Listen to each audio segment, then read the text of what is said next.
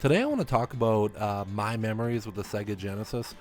Now, I want to talk about the games that I actually owned, because back in the day, it's not like today where kids get quite a bit of games now, I've noticed. But like when I was a kid, it was either your birthday or Christmas. Sometimes not both, it's either one or the other. So like most kids in my neighborhood only owned like 7 or 8 games. And I'm talking this is like the end of the life cycle of the console. Not 7 or 8 games like at the beginning, like right off the hop. I'm talking like right when we're about to get another console, we had 7 or 8 games max. And of course there's like bargain bin games thrown in there. Like you go with your parents to like say Zellers and like they'd have a game in a bin for $10, but you'd get it anyway because it was $10. I definitely did own a couple trash games because parents didn't know back then. Your mom would just go to the store and be like, oh, they would love this. Wrong. usually when they got to pick and you didn't tell them what to get, like it was always a bad game. So this is one of the first games I owned when I was a kid, Terminator 2 Judgment Day. And I fucking hate this game. Oh, listen to that fucking music, boys. Doesn't that sound just like the Terminator 2 theme song? You can hear it. Oh my god. But being serious, this was a fucking terrible game. Like, I didn't understand what to do. I don't think I ever made it past the first stage as a kid. I would just wander around. Like, I'd get the shotgun, then I'd, like, kill a bunch of guys and get the pistol. But, like, look at the way he jumps. He jumps like a fucking idiot. But this game was so disappointing. I remember, like, acting like it was good just for my mom, but she was really proud to give it to me. Over the years, I would go back to it, but it would just never, I could just never figure it out. And like, this is before the internet where you had walkthroughs and stuff like that, but I remember trying to trade this game to my buddy for his Sonic 3 cartridge. He was not budging, and you can't fucking blame him. Like, I tried to trick him. Like, oh man, you can like shoot shotguns in this game. You can drive motorcycles. It's really cool. Yeah, he did not bite. I hate to jump on the old LJN games are bad or the rainbow of shit, but this is a fucking stinker. Purple for putrid gameplay, blue for bad musical abominations, green for graphical farts and garlic, yellow for piss poor lack of loyalty to source material, orange for aren't you a fucking idiot, and red for high stress, anger inducing masochism. Put that all together, you got all the colors of the shit rainbow. Now for the second game I owned, I have a lot of fond memories with this bad boy. I would play the living shit out of this game over and over again. Like, I don't know how many times I've beat this game, but it was a lot. Me and my brother would play this game every day after school. Like, we owned an NES before this, but like playing Mario 3, which is an amazing game, but like Sonic just seemed so fast and the graphics were insane for the time. I was the little brother, so I got relegated to playing Tails more often than Sonic, which sucked. You always had to sit there like, oh, beat the boss for me. I'm going to stand over here in the corner like a fucking asshole. And yeah, I bought into the blast processing. I remember arguing with kids on the school bus, like, oh yeah, it's got blast processing, way better than Super Nintendo. Little did I know that the Super Nintendo had a lot of quality RPGs. The difficulty wasn't that hard, but it was just right. Like, it was enough for a kid to play through and actually enjoy the game. But the boss designs were amazing. Like, each boss was varied, had different tactics in beating them. But this game, I did love the casino stage so much, and it really played a factor in my crippling gambling addiction. I need you to give me like $5, like $20, something like that, because I'm in some trouble. Woo! Back in fucking business, boys. I'm just fucking around. But Sonic 2, definitely one of the top 3 games that I owned. So next I want to talk a little bit about rentals. Now this bad boy right here is where I'd rent all my games from. Like, I moved from Vancouver to a town of 300 people when I was a kid. This is the general store, but they had mad games to rent when I was a kid. As you can see, it's like a small country store, but the entire back wall used to be filled with Sega and Super Nintendo games. Which brings me to my next game. I don't know if the lady felt sorry for me or whatever it was, but I rented this game every weekend for like 4 or 5 months straight. And at the end of it, she said, you know what? You can just have it. You've rented it enough times, just take it home. And that game was the coveted Street Fighter II Championship Edition. And what can I say about this game that hasn't already been said? This is the best 2D fighter out there. Every other game that came after this game set the fucking benchmark. You couldn't get better than this. Ryu's combos are insane. I remember playing this game in the arcade, and it was so fucking busy that you could never actually get good at the game. But when the home version came out, you could play as long as you wanted, and you could get so good, so you could take your technique, bring it back to the arcade, and start whooping some real ass. Like, never before did a fighter feel this fluid. The fucking powers, the fucking combos, you could set people up, you could bait them in. Street Fighter 2 was a chess match. I remember having tournaments at my house. Like, all the boys from the neighborhood would come over, we'd get a piece of paper, we'd write out a bracket, everybody would get amped, people would get pissed, throwing controllers, talking shit, fuck you, no, fuck you. My mom would have to come in and break us up because we'd be fucking talking so much shit to each other. There's physical fights over this game. But realistically, what do you expect? You juice the kids up with an afternoon of watching Power Rangers, then straight into Street Fighter 2, shit's bound to go down. And I only had one 6-button controller, so one guy could play with all the buttons with the punches and kicks. The other dude would have to press start to switch between punches and kicks. Every time that person lost, they always blamed it on the controller, which I kinda get it, but like, come on, dude. Me and my oldest brother would play this game a lot, and like, he would always beat the shit out of me. But when he went to jail for a little while and I was left at home, I played this game nonstop for 6 months. He got out, and when he got back, I beat his ass every day. He will still not play Street Fighter with me to this day, and he's 13 years older than me. But Street Fighter 2, 10 out of 10 game. It couldn't be beat in the 16-bit era. This is my favorite game from that generation. I've played this game more than any other, but it's not my favorite Street Fighter. I'd give that to Third Strike or 4. I like 4 a lot, but it's such a great game. Really good memories. But I won't go on and on about it. Just know I love this game, and we'll just move on to the next one here.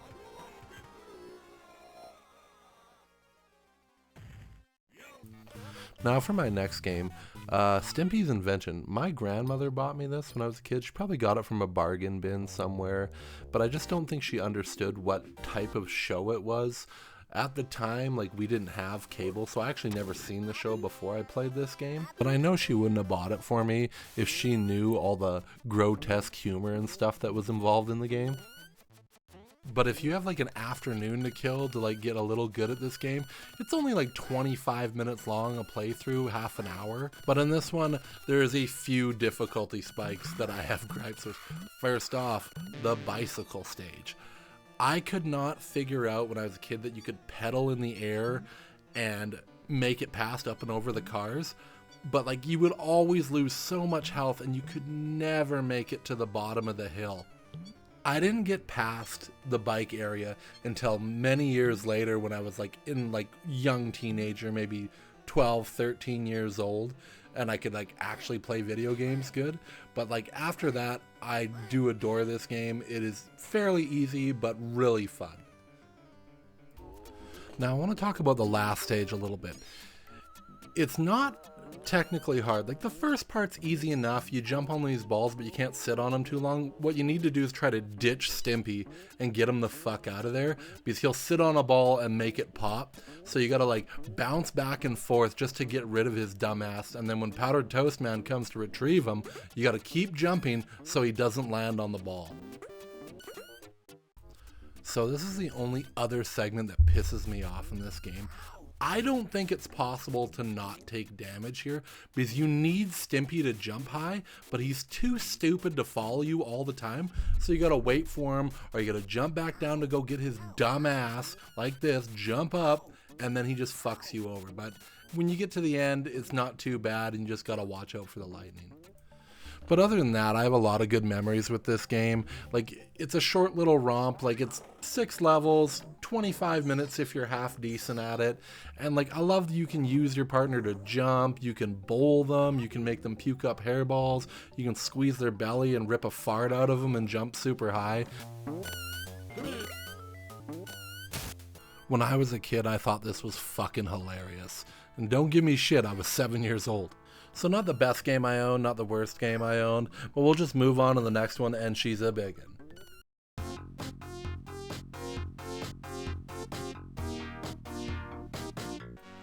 Just hearing that music is enough to get you amped up.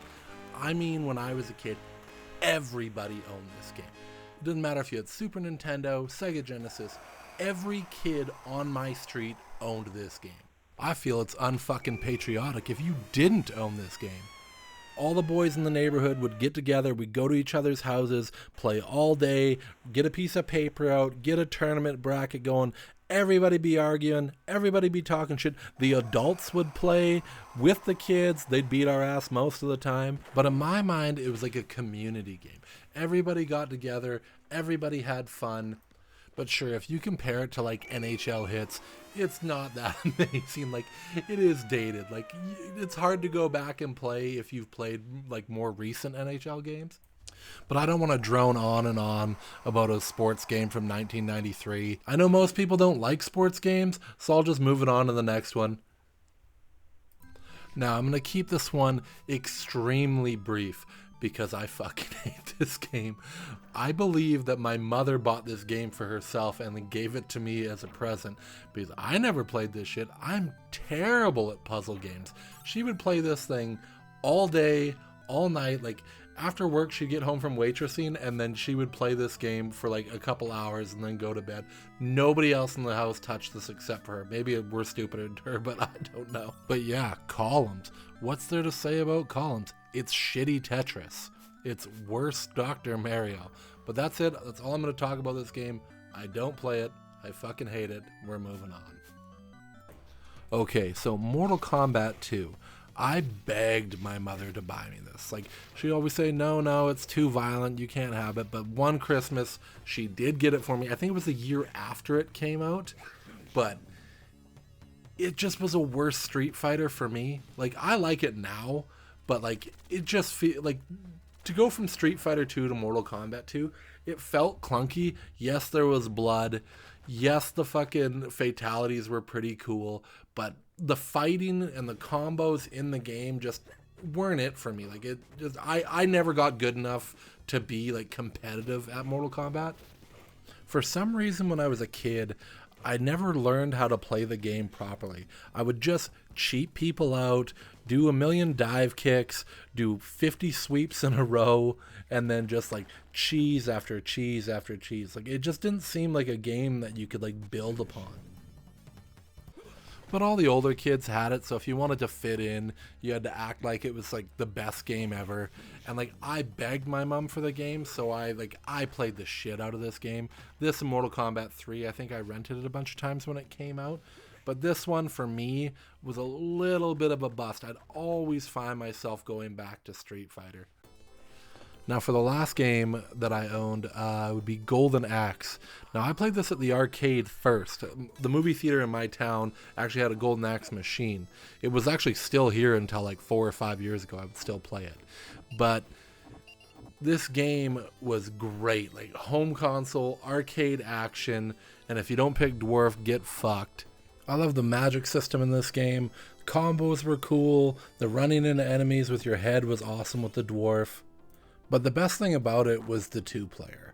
Like, me and my brother or me and my friend Sean would sit down for hours trying to beat this game. Like, this was the first time that it felt like the arcade was in your house. Like, I know it's not as good as the arcade version. Just the mention of it brings back some of my fondest memories from childhood. I remember spending hours huddled around the TV with my brother, battling our way through like bandits, skeletons, dragons, people riding beasts. And the sheer satisfaction of like executing a well-timed magic spell or dispatching a tough enemy with a perfectly timed jump attack is still etched in my memory. I wish I could have captured some 2-player game footage, but there was nobody around to play with and nobody wanted to play. They ask you how you are, you just have to say that you're fine when you're not really fine, but you just can't get into it because they would never understand. But I think that's it for all the games that I owned. Like, I remember like we'd rent games, of course, all the time. Like every weekend, every second weekend, but you'd borrow games from your friends constantly, and it was just like, you got a real taste of the library.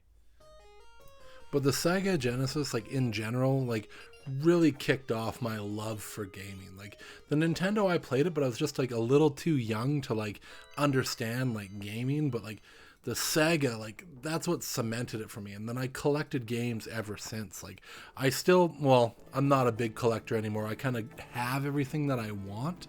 And if I don't have it, I just usually emulate it. Like I'm not paying hundreds of dollars for a copy of Musha.